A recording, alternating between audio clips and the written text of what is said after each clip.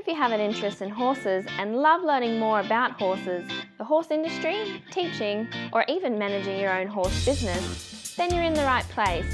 We would love you to join us on our mission, which is to improve the lives of horses around the world through the education of riders, handlers, and trainers. So get comfortable, listen in, and enjoy. This is another of our popular Listener's Choice interviews, which we're playing over the weekend. We've chosen the most popular interviews for you to select the Listener's Choice winner. If you're not sure how the Listener's Choice competition works, have a look at horsechats.com/choice for the rules and the leaderboard. Today's guest is Megan Jones. Megan was the silver medalist in the Beijing Games, and also she won a team bronze at Aachen. She runs her own equestrian centre now at Hallmark Farm in South Australia. How are you today, Megan? I'm very well, thank you. Great. Megan, we often start off with a favourite inspirational quote or a favourite quote that you use when you're teaching. Have you got one for us? Well, I was always told by my parents to just work really hard to make your best the best it can be. And I think that still applies now and applies to all riders, yeah. And I think that's a really good quote coming from an Olympian too, because everyone wants to go to the Olympics and they think if they don't make it, they're not good enough. But, they're good enough in lots of other areas, and if they focus on being as good as they can be, then they've done their best. Absolutely, and that's all you can do is your best. No better than that. Yep. And has there been a time when you've taught that to your students? Is that what you teach them as well? Oh, all the time. I think also these days, I sound really old now with Facebook and social media, that kind of stuff. All the kids are exposed to what everybody else is doing, and then they pitch their own performance against other people all the time, more so than when I was a kid. And it could just sound them crazy. I'm like, no, stop it. We just focus on your journey, your ride, and the best you can be, and ignore the rest of it. Yeah. Yep. I like the way you said that. Focus on your journey, your ride. Yeah. Okay. Now, how did you start with horses? What were your first memory? My first memory was being put on what felt like a horse the size of a giant gum tree when I was about 3 years old, I think. But I just being that high up and looking down, I actually had this really clear picture of looking down at my parents and feeling like I was literally in the sky. But I'm sure it was only about sort of 15 hands before I the horse. But that was the first thing. And then my parents moved to some land in Mount Barker when I was about 5 years old, and my mum went, "Oh, let's get a pony." And that's pretty much how it started. Okay. And it's a long way from just getting a pony to riding in the Olympics, to, a world championship level, riding at that level. Had you always wanted to ride at that level, or was it just sort of one step after the other? No, it kind of was. We had the World Championships in Gawler in 1986, so I was not quite 10 years old when that happened. Yes. And I remember I started my Barbie camera. I'd got in a Barbie show bag from the Royal Show, and I ran around that cross-country course at the World Champs taking photos with my Barbie camera with no film in it all day, and left my parents and just was on my own and was just like gobsmacked at the side of the fences, and can just really clearly remember going, I want to do this. This is what I want to do. I want to ride for Australia and jump these fences.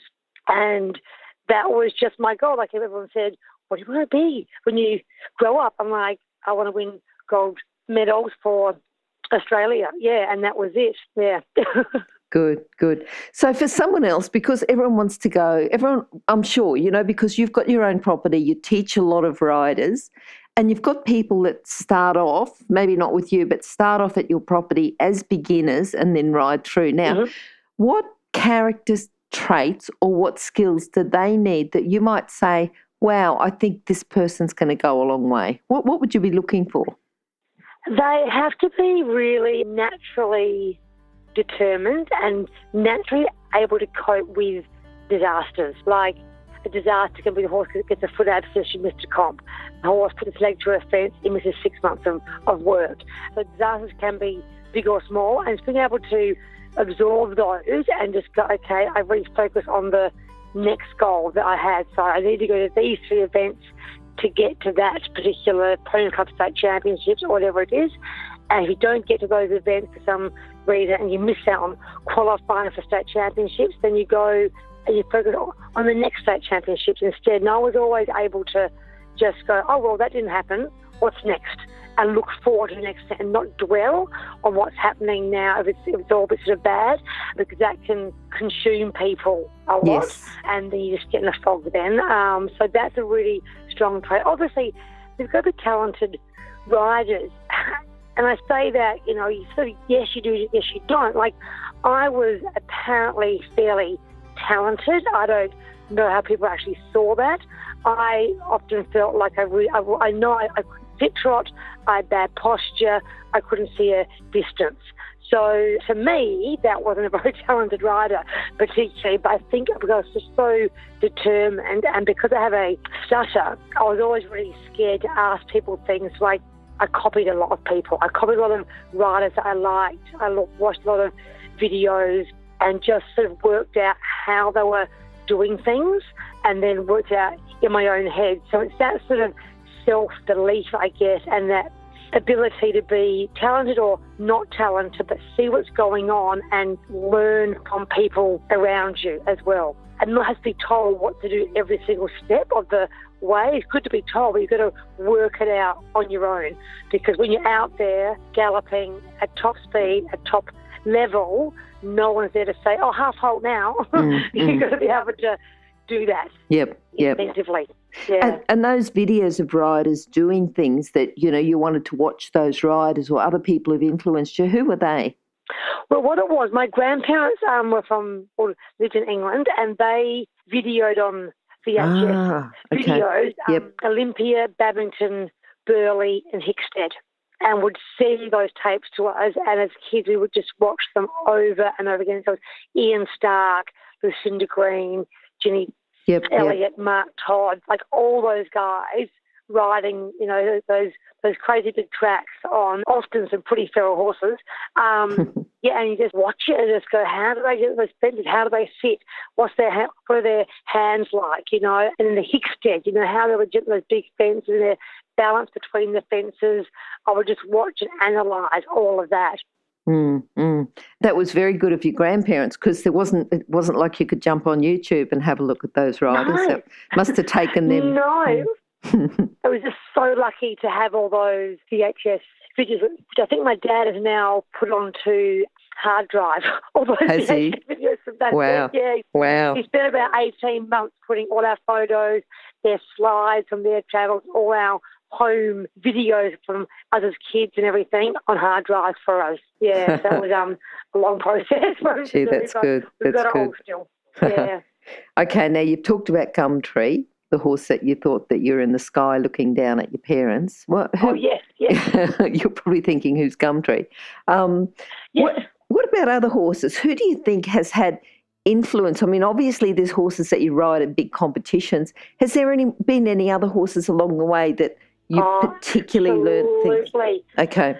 I was really fortunate enough when I was 10, turning 11, so just after World Champ, when I watched it in Agora, that next 12 months to be given. I had an Arab pony that I took up the junior, one star and kind of grade one. So back then it was a mere kind of like one star. He built in the 12th year. I was 11 at the start of the season, turning 12 in November. And this little Arab horse let me, God knows how, take him up to Pony Club grade one and junior one star and compete him at that level when I was 11 years old. Then Gavin Ramsey retired his 3-star horse.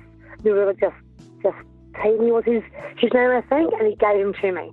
And again, I was 11, turning 12 at the time. I couldn't get this thing on the bit to save myself. It was 16.3 and about 27 foot long, but it jumped everything and just carted me around. So I was really fortunate at a really young age to have a couple of one horse that carted me around and the other Arab that had to kick around, like, you know, hit it and kick it and, you know, kick it and gallop it and fences to sort of jump everything.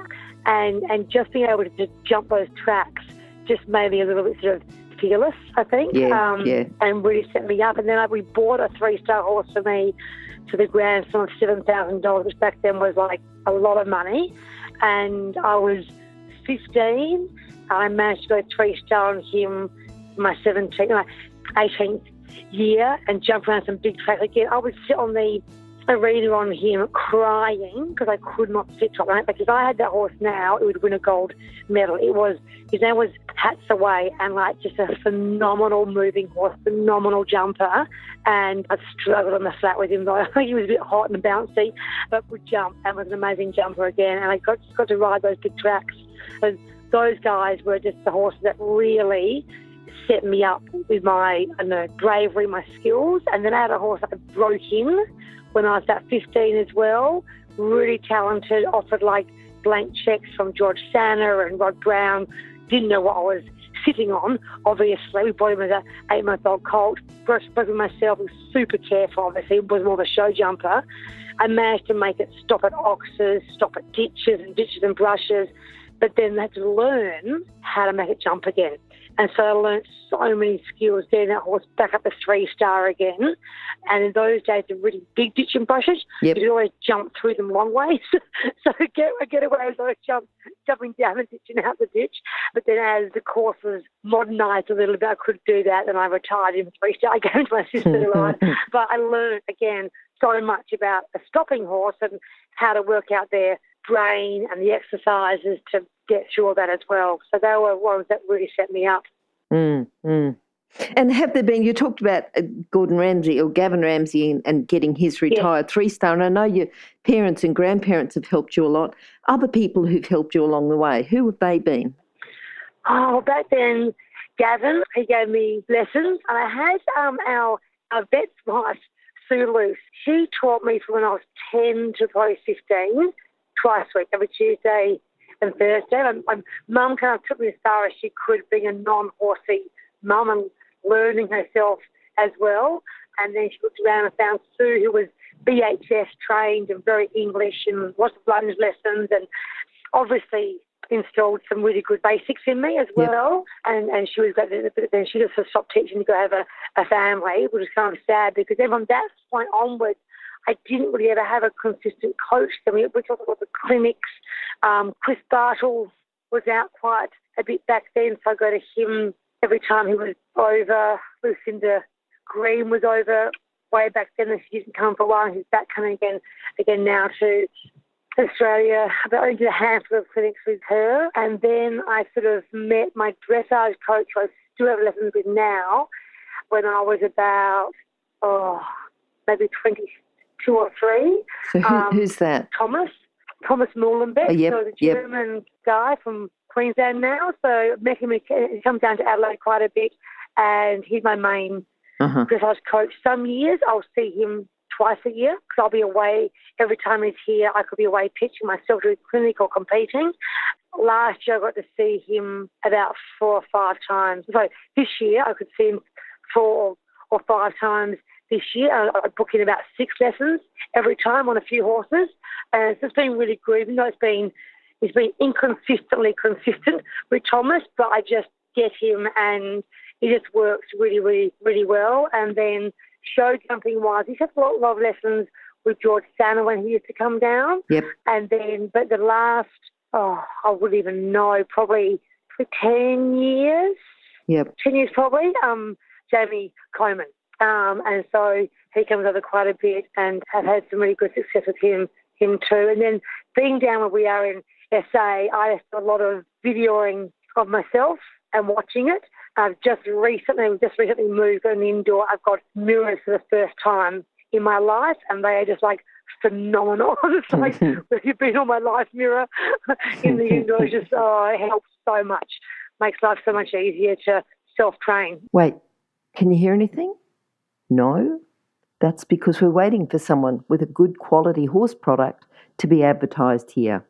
If that's you, then contact us, horsechats@horsechats.com, and we'll send you the details. Thanks. Now, I want you to think about your proudest moment. Has it been one proud moment or a few proud moments? My proudest moment, everyone would say, has to be the Olympic Games and all that kind of stuff. But I actually think the Olympic Games, obviously, we won a silver medal as a team, and I placed fourth individually, and that's all fantastic. We actually lost the gold medal.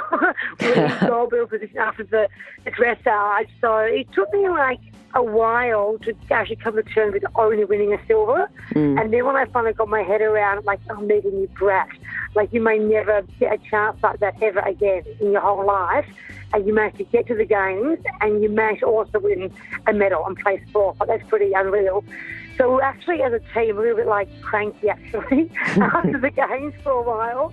But my proudest moment was winning the Narra Court Young Rider National Championships in '93. That's the most I've ever cried winning an event. Yep. I was just like, wow, that was just, to me, I just felt like I've made, this is it. I've won a national champ on Hats, my grey horse that I couldn't sit on ever.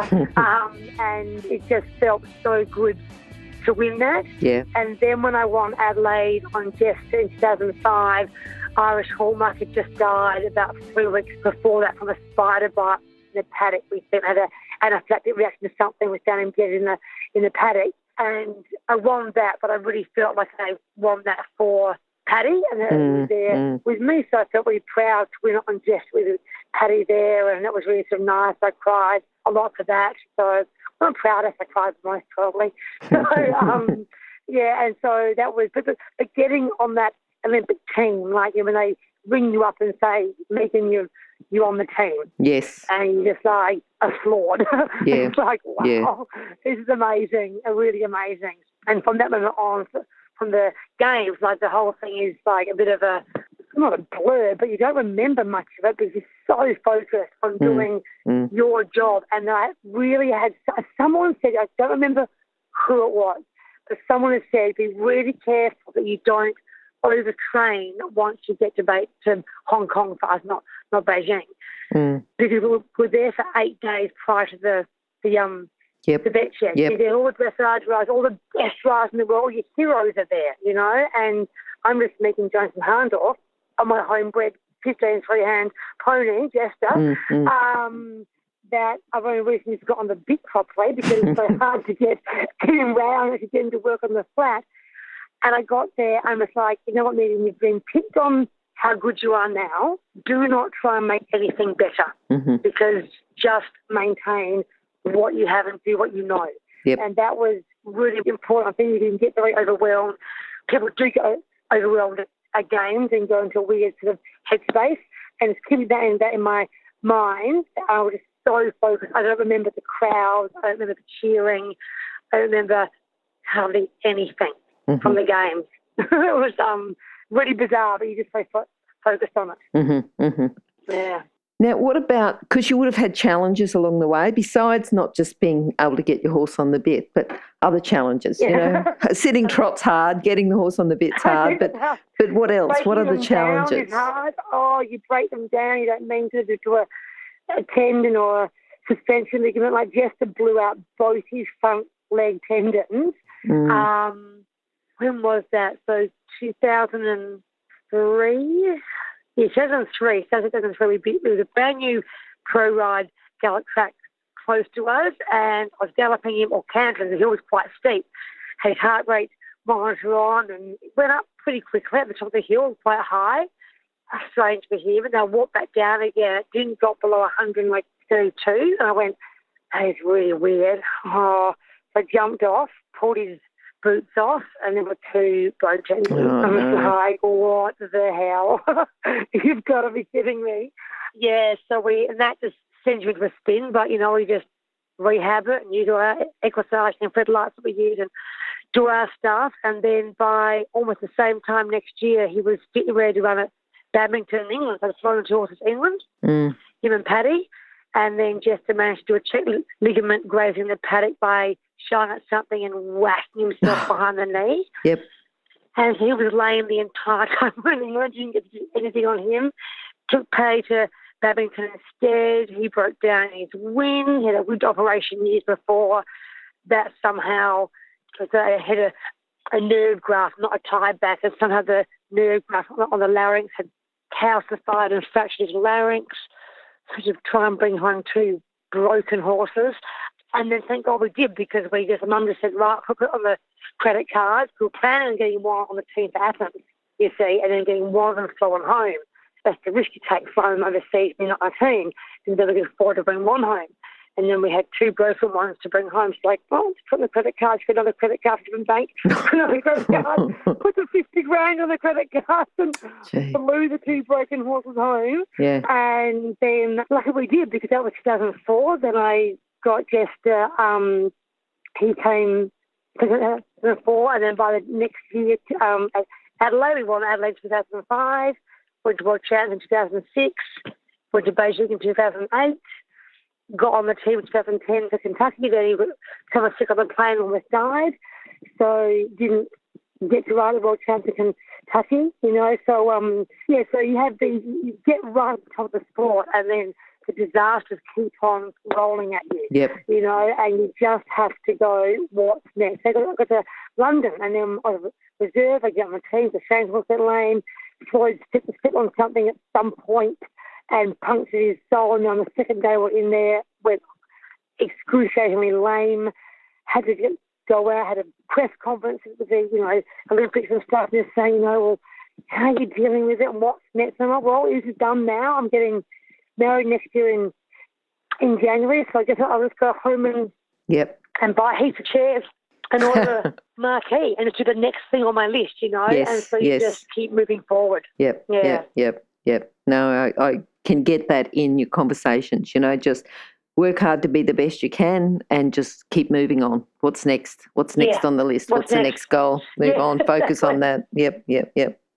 Now, thinking about, you know, kids that learn to ride at your property and then they end up getting their own horse and carrying on, or even just common competition faults. What's a common fault that you see people do at competitions, and not necessarily at a high level, but it could be at a low level right through, that you think that they can learn from? They aren't prepared enough. Mm-hmm. Even though they're sort of a coach, and they don't go through their dressage test enough, say. They don't visualise their cross-country course in their head well enough. They visualise having problems on cross-country, not visualise jumping the fence clear, you know, and it's really hard to go to a course and visualise jumping every fence perfectly. You know, you've got to feel it in your seat, in your hands, in your legs, what it's going to feel like coming to the fence, jumping it, galloping the corners, all that sort of stuff. And to teach the kids how to do that is like, it's quite an art, and for them to learn that. So quite often you go, 1, 2, 3, 4, there's the oxer, 3 strides there, there's fence 5, but they don't feel it in their entire body going over the whole course. That's a really important skill to have. And then, because then it also highlights to you what you haven't learned when walking the course enough. Like, I'll go out on my big events and re-walk a fence that I am struggling with to visualise and feel it properly. And visualise the line 100%. I'll go back out there in the morning and walk that line, go away, close my eyes, do the whole course again, and swap that fence back in there again, how it should be jumped. And I've really got to make sure I do that. And then and practice this in the chest. It's like not just going over and over the chest until the horse anticipates it, but it's warming up in your arena and then going out and trying to ride that chest in a imaginary arena out in the paddock. So you're going from one area to another area, and your horse is a bit upset doing that. Even at home, you'll get distracted by the donkeys next door or something, and you've got to learn to cope with that, because that's what's going to happen at the competition. Mm-hmm. And they get a bit blinded by being like home blind, or they call it like American barn blind. I'm really good at home, and I get the competent horse doesn't listen to me enough. But because it's not actually working at home on your aids enough, you know, they've got to be able to put the pressure on them, take the pressure off them, and actually you don't avoid conflict at home with the horse. You actually go, okay, you don't like that? Let's work out how to make you more supple so you can do that movement. And then when you get to go and ride your test and they get excited once they're out, you know what they're going to do and you know how to deal with that. They're the biggest two things, I think. And then obviously constantly show jumping nerves, because most eventers hate show jumping. Like so many of them are so scared of show jumping, which is so bizarre because they fall down. But people are terrified. So it's being able to cope with those nerves as well. And there's no other way to practice that than just be able to go in there and know your track, walk the course, know it, and know your horse. Yep. No, Yeah. that's good. Now, you teach your own riders, your own students about visualization. Absolutely. Yeah. Absolutely. Yeah. Okay. I think that's good. I think that there seems to be a bit of a gap. I think that while it's recognised it's so important, a lot of coaches are so focused on the job that they don't realise the benefit in the actual teaching visualization. Absolutely. No, it's a huge thing. And when I'm teaching, I use my phone a lot to video what they're doing, Yep. good or bad, and then show them. And they're like, oh, I really am not on the track at all. Or I said, no, you're not on the track. Yeah, but they can't see or feel, or they turn to a fence too early. Yes. You put cones out for them, but they still don't recognise it without the cones there. So you video it, and they're like, oh, I've got that. So the visual aspect for all riders is a huge thing. And if they can, then I turn that conversation into visualising the turn and starting in small steps like that before saying, right, now visualise the whole course, all 25 fences. Yep. We just do it step by step with them and trying to start young with them as well. Okay, that's good. If you're an equestrian coach or a horse riding instructor, or even if you aspire to be one, have a look at the free video series for horse riding instructors on the Horse Chats website. Go there now, have a look, horsechats.com. Now, we talked about you videoing on the phone, sort of using technology to complement what people are learning riding-wise. Have you got a book or something else that you can use to complement people? Oh, no. I mean, actually, no, there is a really good book for people that, and again, people are stuck for what to do at home on their own quite often. So they don't have a training plan, a plan of what they want to achieve each time they ride. They end up riding around in circles and going, well, that wasn't very helpful. So there are these books called 101 exercises, 101 jumping exercises. Okay. And it's 101, it's a great big, art folder type book with all these exercises in it, how to ride. And they're very simple. And some take lots of equipment, some take not much equipment at all to set up. And you just go, right, well, today I'm going to do this jumping exercise. You go and set it up and you walk it out, you learn what your pace is. And if you're on your own, you're going to have to problem solve doing that as well. And if a dressage one say, right, I do this one, okay, that seemed pretty good. Now I'll link it to this exercise over here as well. So people on their own can just link things together as well, and all exercises at some point are good for a horse. Yep. There's not really a bad exercise for a horse, really. Okay, cool. All right, now, what are you looking forward to now? What does your future hold? We have got World Champs next year in September, and so Candy, Coupart Impress just came second to Adelaide in a 4-star for her first attempt. I was so proud of her. Not a little homebred horse, a stock horse thoroughbred cross. We're aiming her towards World Champs. We'll go to Sydney, the CIC in February, the Tottenbuck for a CIC in March, back up to Camden for a CIC in April, and then back up to Sydney end of April for the 3-day event. Who wants to spend 10 grand on fuel? I do. But that's just the reality of it. I've got to travel from SA. I've got to travel a lot to get to the good events, to compete against the right people as well. Like I could do a 3-star here in SA and compete against myself. That's, you still want to finish on a good score, but there's not much pressure on you, you know, to win that class, only person in it. So I travel a lot to compete with the rest of the good guys and go to Sydney 3-day, and most of the riders who are aiming from Australia to go to WEG will be at Sydney, and then Melbourne is sort of a backup 3-day event for selection if something goes wrong at Sydney. So like this year I went to Sydney as my qualifier to get to Adelaide 4-star. I jumped through the water at fence 8. She sort of jumped to the big hedge, the skinny hedge coming out, mixed it and jumped the side, and felt like she had no power at all. The reason she had no power was the breastplate had broken on the girth, and the saddle had slipped back. There's no elastic in the breastplate. It was like choking her and restricting her shoulders, and I was sitting on her loins. I'm like, well, you really couldn't have jumped up the hill over that giant, skinny brush fence on there. So I had to walk home. Yep. And so I went to Melbourne instead of my backup 3-day event to qualify for Adelaide, So you always have to have that backup event. Yes. So that's our goal from now to April, is to get her sound and strong and nice and fit. I should say fit and strong and keep her sound. That way around. And then bring the young horses through. And I haven't got a huge team of horses. So they've got a nice small amount of horses now. And then get James, my husband, doing better dressage tests on his horse this season as well coming.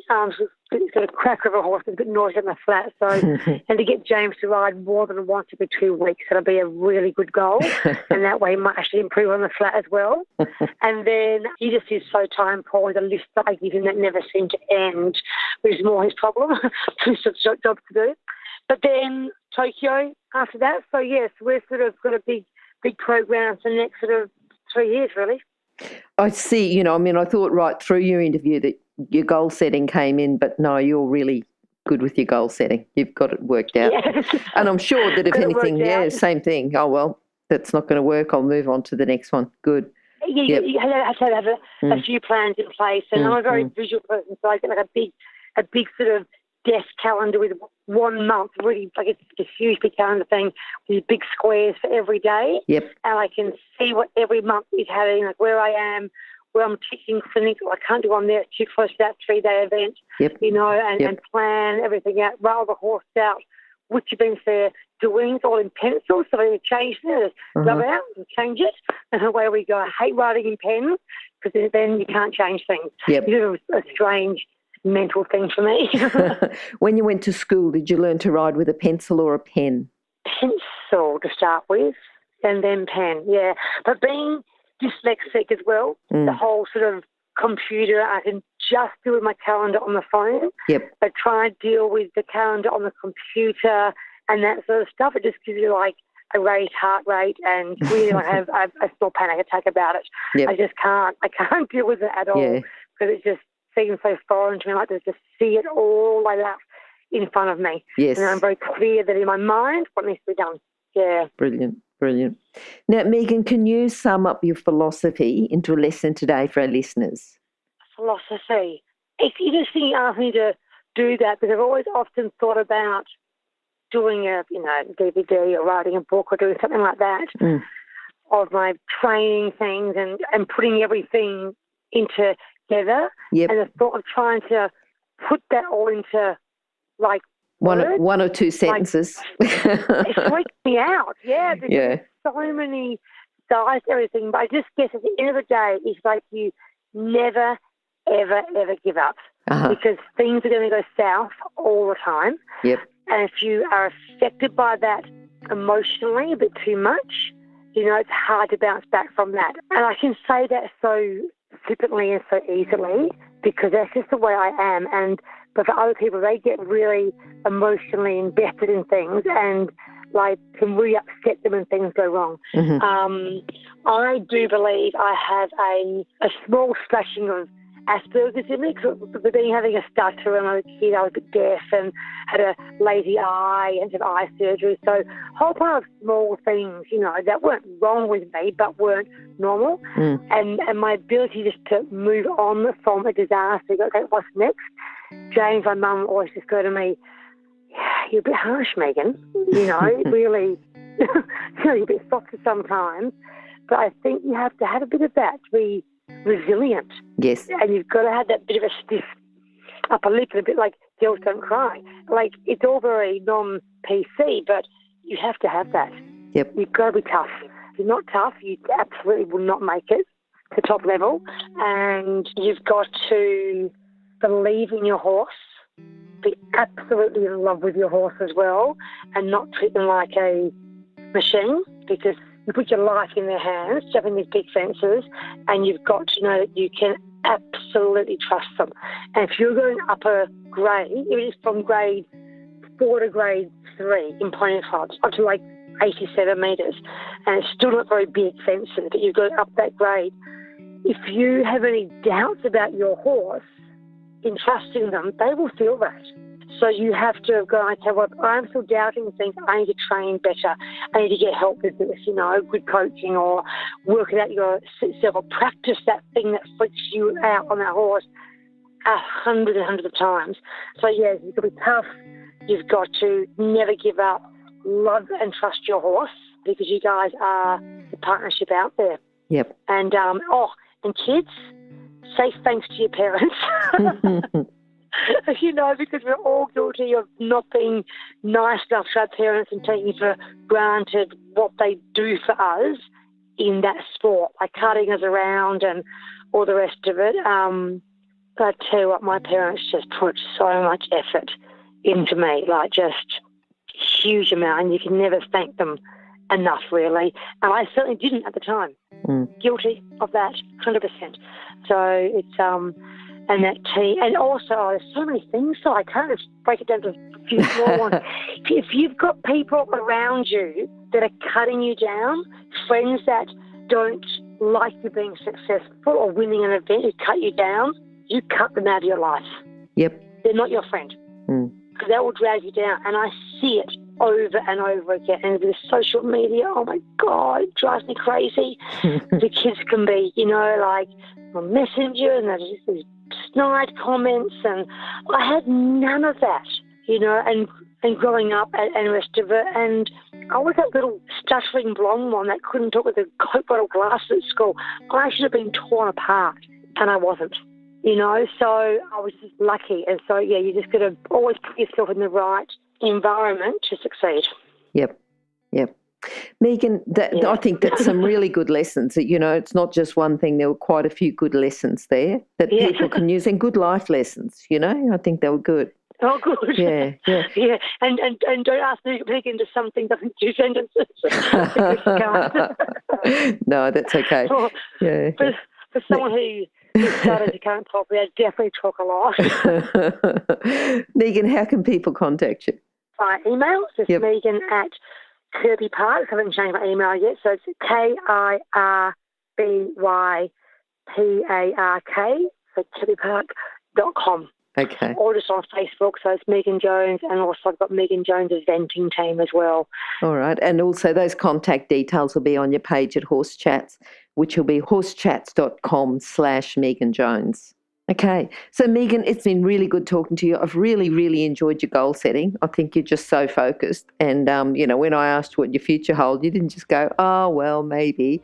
You said, no, I've got this and this and this and this and this. And you're very positive and very motivated. And we certainly wish you the best of luck in everything that you're doing. And we'll be looking forward to catching up with you soon anyway. Well, thank you very much. Thanks for talking to us today. Bye-bye. Bye-bye. Now, if you're still there, you probably know that I'm absolutely passionate about education within the horse industry. That's why I host this podcast. My other venture is Online Horse College. Have a look now at onlinehorsecollege.com and I'll see you over there. Remember that our comments and instructions are general in nature and do not take into consideration your individual horses or your individual ability and circumstances. If you enjoyed this podcast, then please leave your comment below.